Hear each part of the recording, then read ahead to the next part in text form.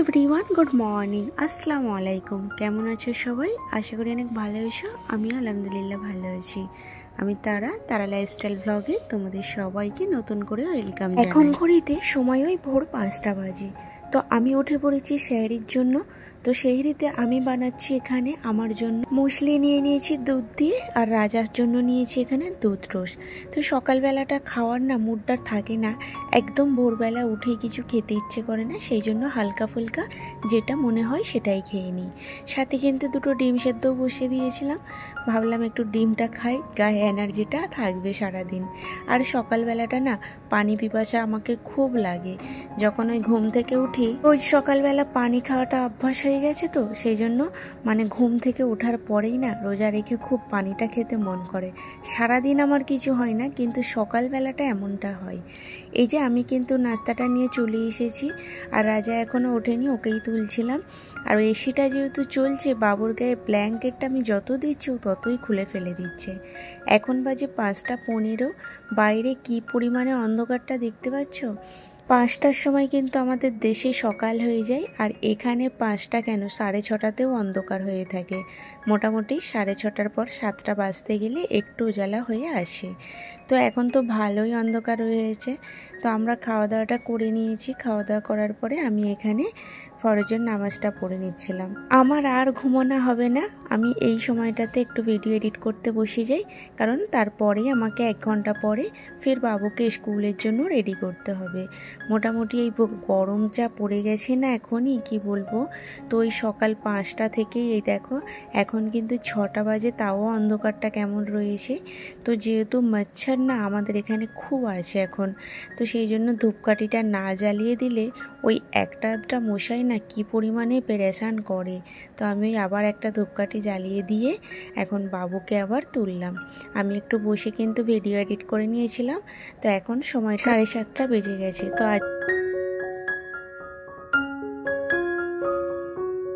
সকালবেলা উঠে আগে বাবুকে কিন্তু আমি 1 চামচ হানি আর একটু পানি খাইয়ে দিই, তারপরে ব্রাশটা করাই।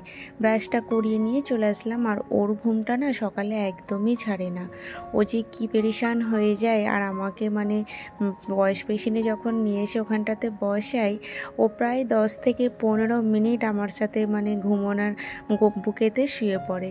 তো অনেক বুঝিয়ে করে তারপর কিন্তু ব্রাশটা করাতে হয়। সকালের ঘুমটা ওর একদম ছাড়ে না, যেহেতু আমাদের এখানে লেটেই খাওয়া লেটেই ঘুমানো, তো ওরও কিন্তু সেই লেটেই আদত করে ফেলেছে। ওকে আমি যতই তাড়াতাড়ি ঘুমানোর চেষ্টা করি, ওর ঘুমটা ঠিক আসে না, সেই রাত্রি 1টা না বাজলেও ঘুমাবে না। তো তারপরে ওকে স্কুলে দিতে গেল রাজা, আর আমি এখানে বিছানাটা এসে ঠিক করে নিচ্ছিলাম। সকালবেলার বিছানাটা ঠিক করে নিলেই কিন্তু আধা কাজ প্রায় কমপ্লিট হয়েই যায়। আর যতক্ষণ না বেডশিটটা ঠিক করা হয় না, ততক্ষণ মনে হয় বাড়ির কত কাজ পড়ে আছে এখনো। তো বেডশিটটা যদি ঠিক হয়ে যায়, তাহলে কিন্তু মনে হয় ঘরটার অনেক কাজ কমে গেছে। আর দেখতে পাচ্ছ কি পরিমাণে ধূপ বেরিয়েছে, এত গরম কি বলবো। আর খিড়কিটা খুলে না আর আমি ওখানটাতে বসতে পারি না। অন্য সময় খিড়কিটা খুলে আমি ওখানটাতে একটু 10 মিনিট বসে থাকি, এখন আর সেটা পারছিই না। খিড়কিটা খুলে আমি দাঁড়াতেই পারছি না ওখানটায়, প্রচুর পরিমাণে গরম। আর ধূপের যে তেজটা আসছে না, কি বলবো। তো এই যে এখন কিন্তু আমি সোফাটাকে ভালো করে পরিষ্কার করে নিচ্ছি। আর এমনভাবে যদি আমি সকাল থেকে না একদিন একটা কিন্তু টার্গেট করে কাজ করি, কারণ আমি আজকে ভেবেছিলাম যে আজকে না ঘরটা একটু ভালোভাবে পরিষ্কার করব। যেমন এই সোফাটা, ঝোলাটা, টিভিটা, এগুলো ভালো করে পরিষ্কার না কদিন করা হয়নি। তো যেহেতু রোজাটা রয়েছে, তো এই সকালবেলাটা করে নিলেও আর তেমন অসুবিধাটা হয় না। আর আমি সকালবেলাটা করে নিলাম এই কারণেই যে বাবু এই সময় নেই, ও স্কুলে আছে।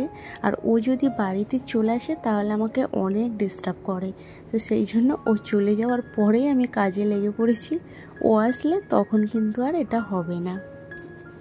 জানালা কপাটগুলো আমি কিন্তু এখনও সব খুলিনি, কারণ কি যে ধূপ, কি বলবো। তো ধূপের তেজ দেখে না খুলতে গিয়েও ভয় লাগছে। তো দেখো একদম ঘরে বয়ে চলে আসছে সূর্যের আলোটা। তো আমাদের এদিকে সকালবেলাটাই মানে ধূপটা পড়ে যায়, আবার ওইটা যদি 10টা বেজে যাবে, 9টা 10টা বেজে যায়, তো তখন কিন্তু ধূপটা ঘুরে যায়। তো সকালে যতই আমার কষ্টটা হোক আমি কিন্তু একটু খিড়কির গোড়ায় না বসলে হয় না। তো এই যে এখন কিন্তু এই সোফাটায় বসেছিলাম, কিন্তু এত ধূপের তেজ আবার উঠে পড়লাম। তো এই যে আমি এই ব্যাগটাতে এখন লন্ড্রি ব্যাগে সব জামা কাপড়গুলো দিয়ে রেখেছি, আর লন্ড্রি আঙ্কেলকে জাস্ট ফোন করলাম, উনি একটু পরেই আসবে, তো ওনাকে ওই ব্যাগটা দিয়ে দেবো। তো রাজাও অফিস বলছি, বাবুরকে স্কুলে দিয়ে চলে আসছে, আর ও এসেই না জানালাটা বন্ধ করে দিচ্ছে, বলছে এত গরমের আবহাওয়া আসছে, এক্ষুনি খিড়কি বন্ধ করো, আমি এসি অন করে বসবো একটু। তো ওরা একটু অফিসের কাজ করছিল। আমার তো আর ঘুমানো কিছু হলো না, কারণ আর আমার সময়টাও পাবো না, আর বাবু চলে আসলে বাবুর জন্য আবার রান্নাবান্না আছে, তো আমি আর ঘুমোতে পারলাম না। তবুও না একটু শোয়ার চেষ্টা করেছিলাম, কিন্তু ঘুমটা আর ধরলো না। শুধু মনে হচ্ছিল বাবু স্কুল থেকে চলে আসলে কি খাবে, তোর খাবার আমাকে রেডি করতে হবে। আর আমার সকালের ঘুমটা না বেশিই ধরে যায়, যদি আমি ঘুমিয়ে একদমই পড়ি তাহলে কিন্তু উঠতে আমার খুব কষ্ট হয়। তো এখন কিন্তু দুপুর হয়ে গেছে, আর আমি জাস্ট জহরের নামাজটা পড়ে তারপর কিন্তু একটু শুয়েছিলাম, কারণ দুপুরবেলাটা যদি না একটু শুই তো আমার শরীরে আর এনার্জিটা থাকে না। তো আমার একটু এনার্জির জন্য ঘুমোতেই হয়, না হলে না আমার ওই মাথা ব্যথা করে যায়। তো এখন আমি রান্না করতে চলে এসেছি, আর আজকে না আমি হোয়াইট সস পাস্তা বানাচ্ছি। তো এখানে দেখো আমি পাস্তাটাকে তো আগেই একটু সাদা তেল আর নমক দিয়ে বয়েল করে নিয়েছিলাম। তারপরে কিন্তু এখানে আমি কিছু পেঁয়াজ কাটা নিয়ে, ছোট ছোট করে পেঁয়াজ আর তোমার ক্যাপসিকাম, আর সাথে কিন্তু সুইট কর্নের ওই যে কর্নটা ছিল, তো ওটাকে ভালোভাবে একটু অরিগ্যানো, চিলি ফ্লেক্স আর গোলমরিচের গুঁড়ো দিয়ে ফ্রাই করে নিয়েছি বাটারে দিয়ে। তারপর কিন্তু আবার বাটার দিয়ে ওখানে 1 চামচ কিন্তু আমি ময়দা দিয়ে ভালো করে ওটাকে মিশিয়ে নিয়েছিলাম। তারপর ওতে দুধ দিয়ে দিলাম, দুধ দিয়ে অরিগ্যানো, চিলি ফ্লেক্স, গোলমরিচের গুঁড়ো আর নমক দিয়ে তারপরে কিন্তু পাস্তাগুলো সব দিয়ে দিয়েছিলাম, আর সবজিটাও দিয়ে ভালোভাবে একটু মিক্স করে নিয়েছি। মিক্স করে এখানে দুটো চিজের স্লাইস দিয়ে দিয়েছিলাম, তো দিয়ে ওটাকে ভালোভাবে মিক্সে চাপা দিয়ে দিলাম। হয়ে গেছে কিন্তু ওটা। তো এই যে আমার কিন্তু পাস্তাটা এখানে কমপ্লিট হয়ে গেছে, আর পাস্তাটা আজকে ওই একটা প্লেটে, আলাদা প্লেটে সার্ভ করলাম, কারণ আর একজনকে দেবো, মানে আমাদের পাশের বাড়ির একজনদেরকে দেবো, তো সেই জন্য তুলে নিলাম। তো এখানে আমি সবগুলো রেডি করে নিয়েছি, এখন আসরের নামাজটাও পড়ে চলে এসেছি। আর আমি তাড়াতাড়ি করে একটু সব কিছু করে নিই, যাতে মাগরিবের আজানটা মানে হওয়ার আগেই সব কিছু রেডি হয়ে যায়। তো এখানে এই যে একটা প্লেট আমি রেডি করে নিয়েছি, আর যাদেরকে দিতে যাব তাদের বাড়ি থেকে জাস্ট ফের আমাকে দিয়ে গেল। তো আমিও এখানে রেডি করছি, আর ওনারাও দেখছি দিয়ে যাচ্ছে। তো এই যে ওনাদের প্লেট কিন্তু আগের ওই গ্লাস রাখা আছে ওটা। তো আজকের আয়োজন কিন্তু আমি এইগুলোই করেছিলাম। তো পাস্তা করেছিলাম বলে, আর আজকে আমি ওই সমোসা, রোল এগুলো আর ফ্রাই করলাম না।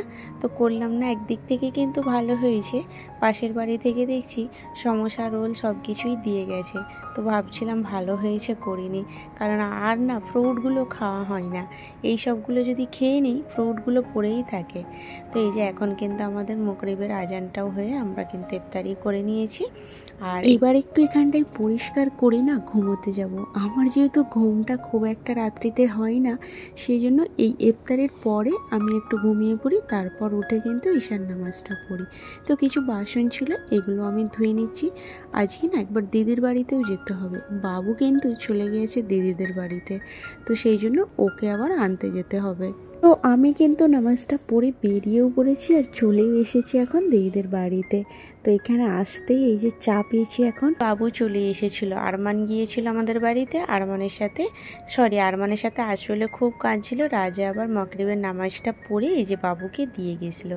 ফের আমি নিতে আসলাম, এখন রাজা আমি আসলাম, এসে আমি চা খাবো না, জবরদস্তি এখানে জিজু চা বানালো, তো একটু চা পিয়ে তারপর ফের বাড়িতে আসলাম। এই এখন কিন্তু খেতে বসে গিয়েছি, এখন সময়টা ওই রাত্রি 11:30 বেজে গিয়েছে। তো এখন আমরা এই যে খেতে বসে গিয়েছি। তাহলে চলো আজকের মতো ভিডিওটা কিন্তু এখানেই শেষ করলাম। আর পুরো ভিডিওটা কেমন লাগলো অবশ্যই জানিয়ে কিন্তু, আর প্লিজ আমার ভিডিওটা ভালো লাগলে একটা লাইক কমেন্ট করতে ভুলো না, আর চ্যানেলটি সাবস্ক্রাইব করে কিন্তু পাশে থাকবে। টাটা, আল্লাহ হাফেজ, দেখা হচ্ছে আবার কিন্তু নেক্সট ভিডিও। ভালো থাকবে।